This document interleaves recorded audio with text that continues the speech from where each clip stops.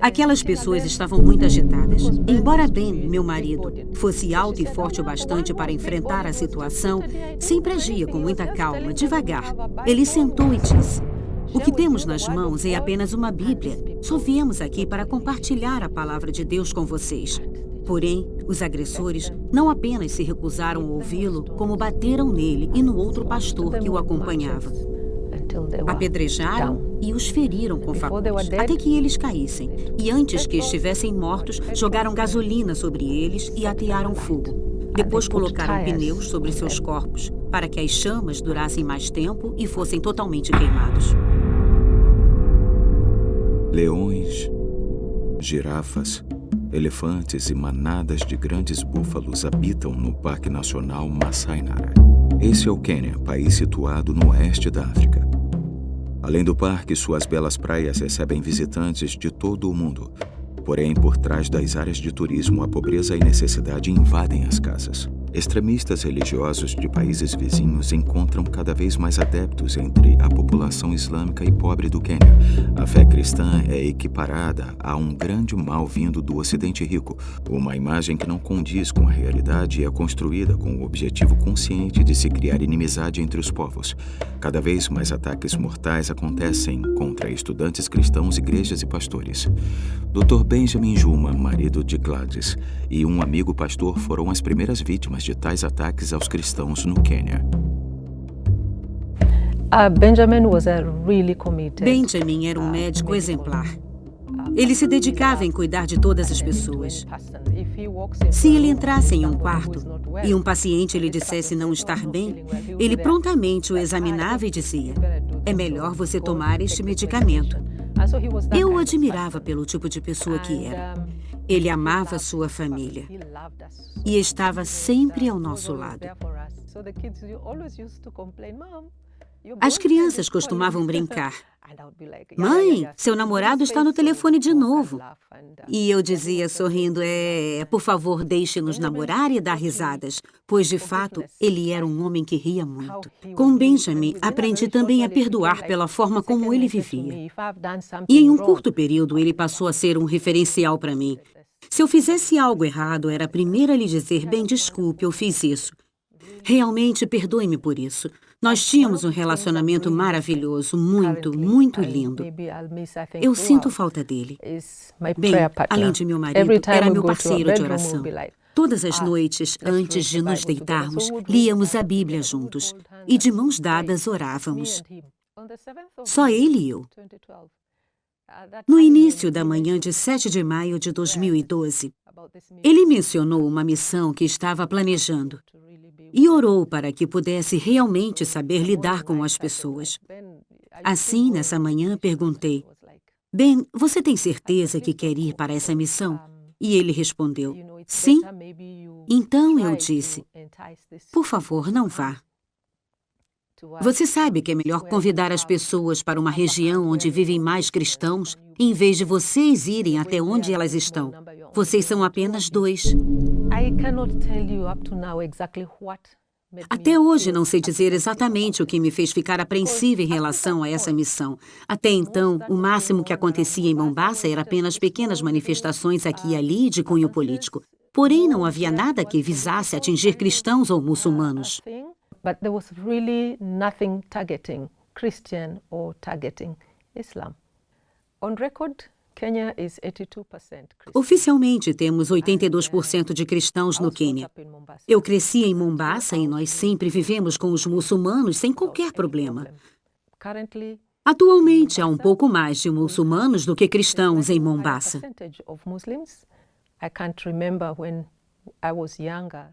Não me lembro, quando eu era mais jovem, de ser proibido aos muçulmanos e cristãos frequentarem as casas uns dos outros.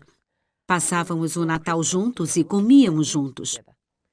Agora percebemos com certa preocupação que, com o passar do tempo, isso já não é mais assim. Lembro-me ainda que Ben cedeu aos meus apelos depois de algumas conversas e enfim disse: "Está certo, Gladys, não vou sair para evangelizar." Assim, quando fui para o escritório, deixei-o sentado na sala de estar lendo a Bíblia e tomando um café. Ele voltou a dizer: fique tranquila, não vou participar dessa missão. Por volta das 11 horas, de minha mesa no escritório, vi Benjamin sair de casa com as chaves do carro e uma máquina fotográfica na mão. E disse para mim mesma: ele está indo para a missão. E claro, pensei, puxa, tínhamos concordado que ele não iria. Mas tudo bem.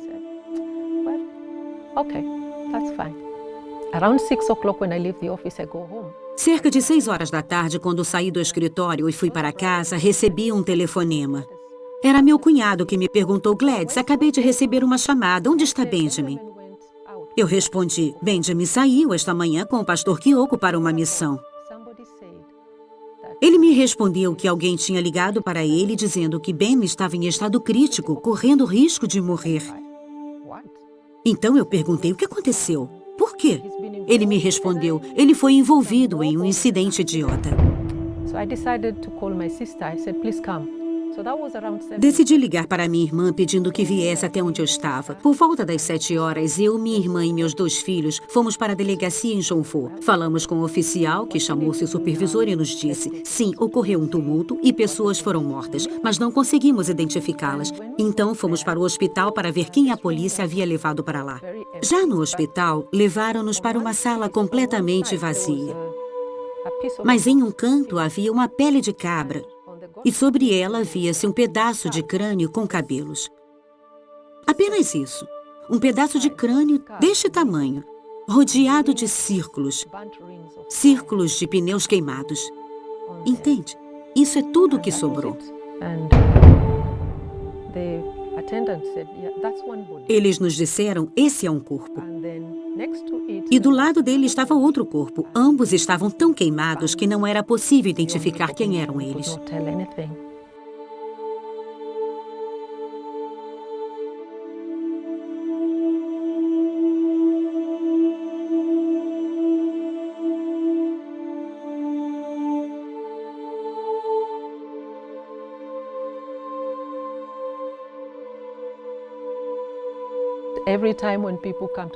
Todas as vezes que os doentes vinham à clínica do meu marido, ele oferecia um livreto sobre Jesus Cristo ou compartilhava o amor de Deus, sem se importar se eram cristãos ou não cristãos. Ele sempre dizia a seus pacientes: vou prescrever este medicamento, mas você sabe que existe alguém que pode curar mais. Então, não acredite só neste remédio. Acredite em Deus. Esse era meu marido.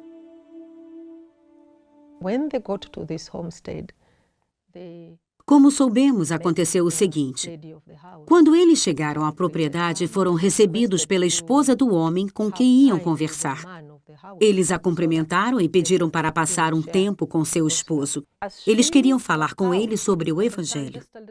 Ela deu alguns passos e começou a gritar: ladrões! Ladrões! De repente, as pessoas apareceram. Não se sabe de onde. Elas simplesmente surgiram, armadas com pedras, facões, pedaços de madeira, e então começaram a espancá-lo.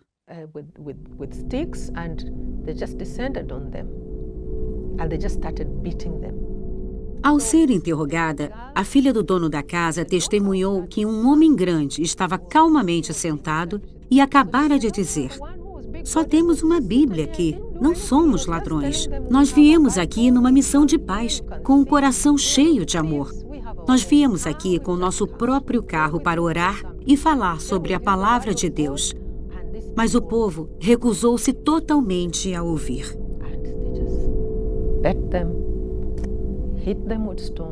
Então bateram neles, jogaram pedras e os feriram com facões, até que caíssem.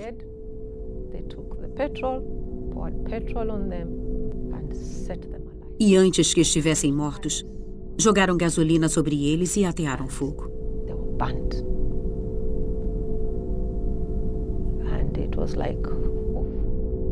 Isso foi simplesmente terrível.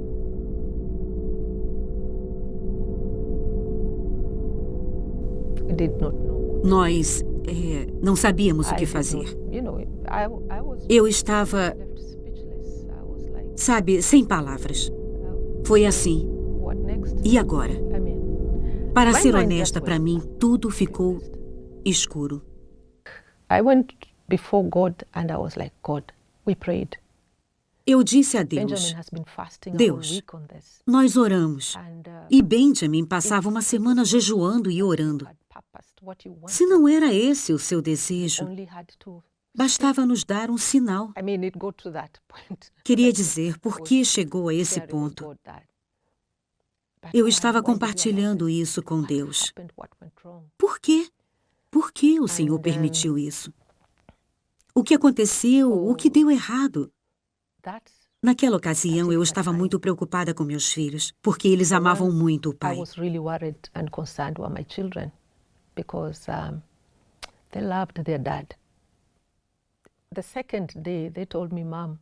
Quando chegaram ao local, olharam tudo, mas falaram pouco.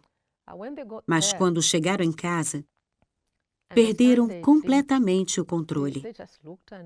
Acho que se deram conta do que havia acontecido. Bateram portas, bateram nas paredes, quebraram louças. Eu só dizia às pessoas, deixem-nos, deixem que libere o que estão sentindo.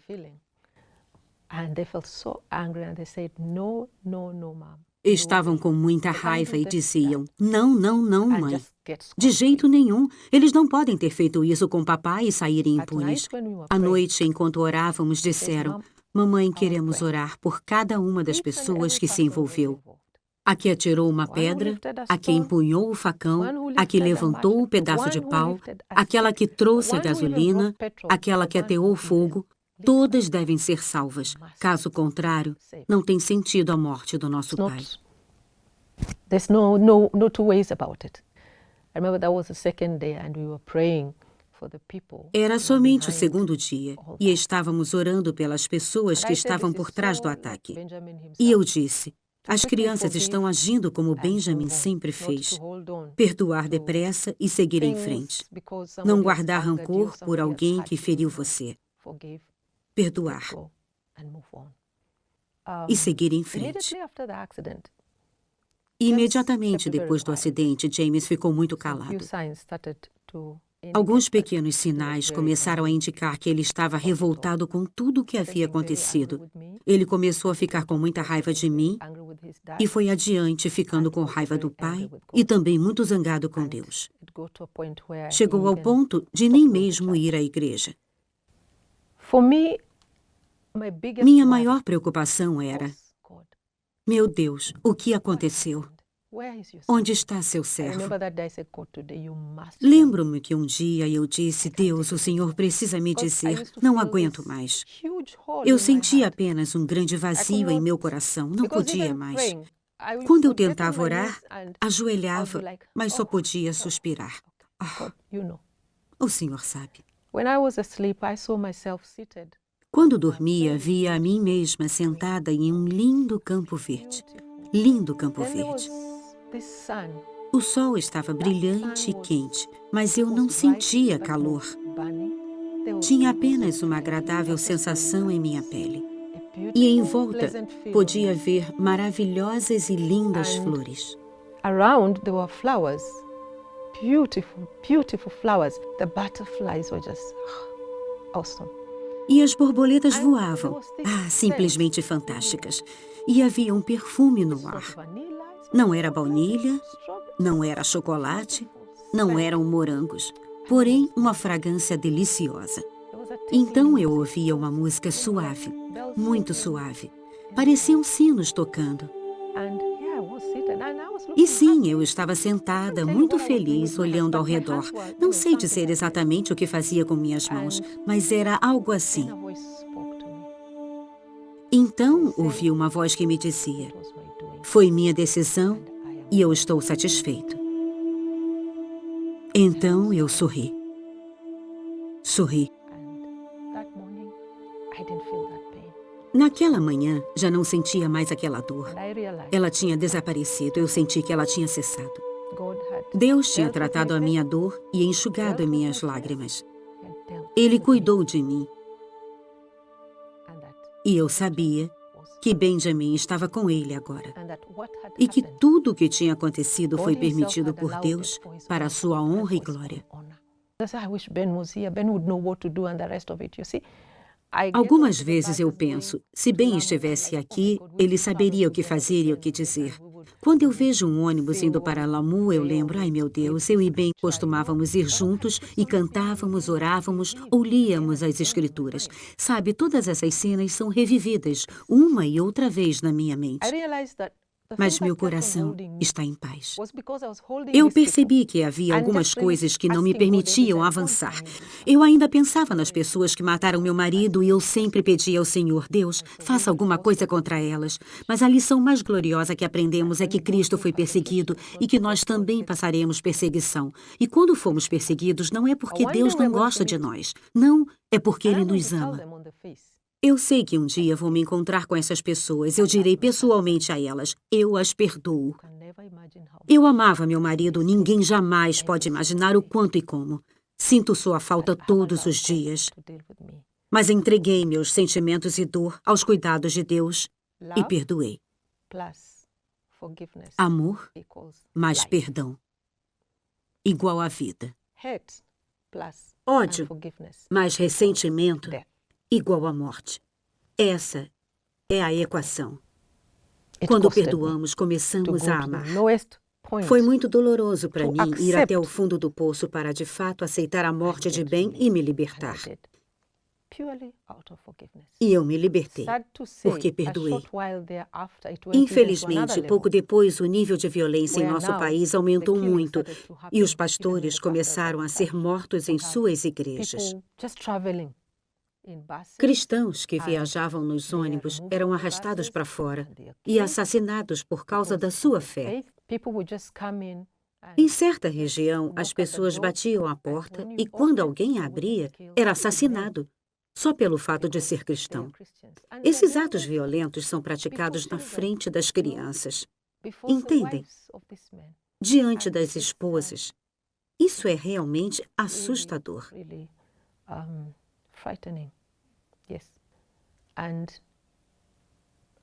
E por isso eu peço a todos vocês que orem para que o medo seja removido. Precisamos orar para que cristãos e não cristãos convivam lado a lado pacificamente. Isso se aplica ao norte, nordeste e litoral do Quênia, onde nos vemos mutuamente como seres criados por Deus.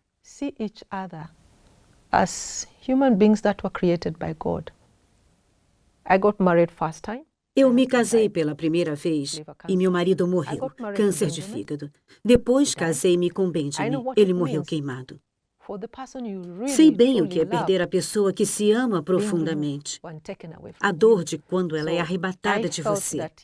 Compreendi que sim, posso identificar-me com muitas mulheres cujos maridos também foram mortos. Eu as convidei para minha casa. Tomamos chá juntas, ouvimos umas às outras, encorajamo-nos mutuamente e oramos umas pelas outras. E claro, sei que o Senhor está nos amparando. As mulheres sabem que alguém se preocupa com elas e que não estão sozinhas. E se nós não cuidarmos dessas mães, elas não terão forças para criar seus filhos e eles podem crescer com a sensação de abandono. Isso é o que estava acontecendo com meu filho James. Ele passava horas sozinho em casa e percebi que isso não era bom para ele. Seus avós, tias e tios disseram para mim, vamos ajudar você nessa situação.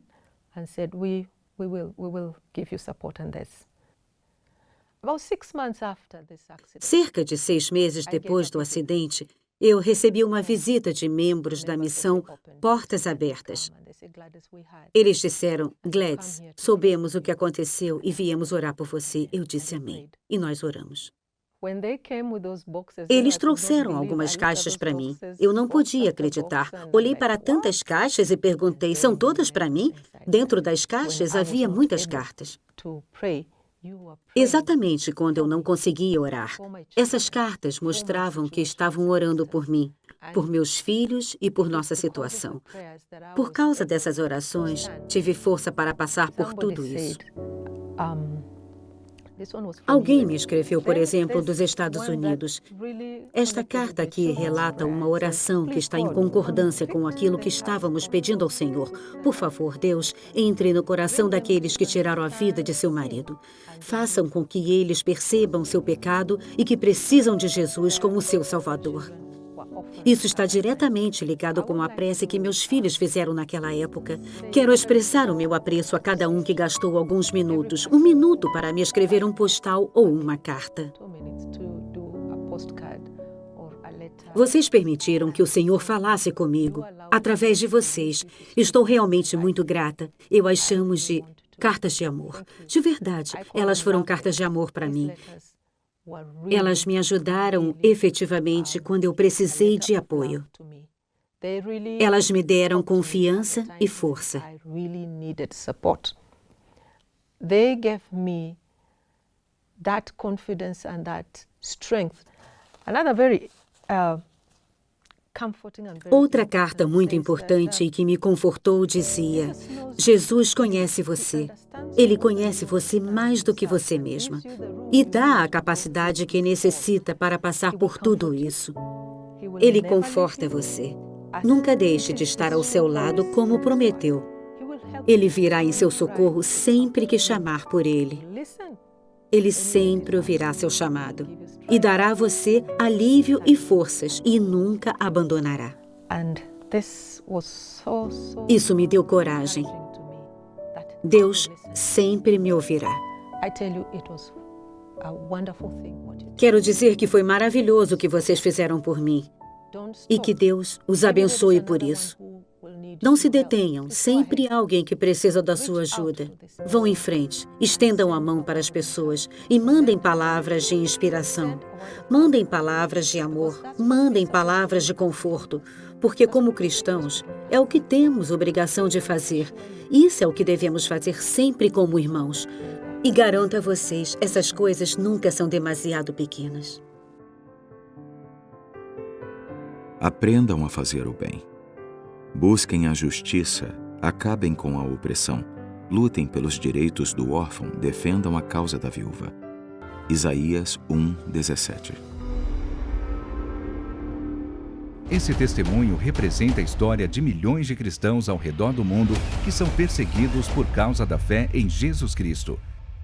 Para saber mais sobre a Igreja Perseguida, cadastre-se e receba material exclusivo. Acesse o site www.portasabertas.org.br/cadastro ou contate-nos através do WhatsApp 11 4949 5012.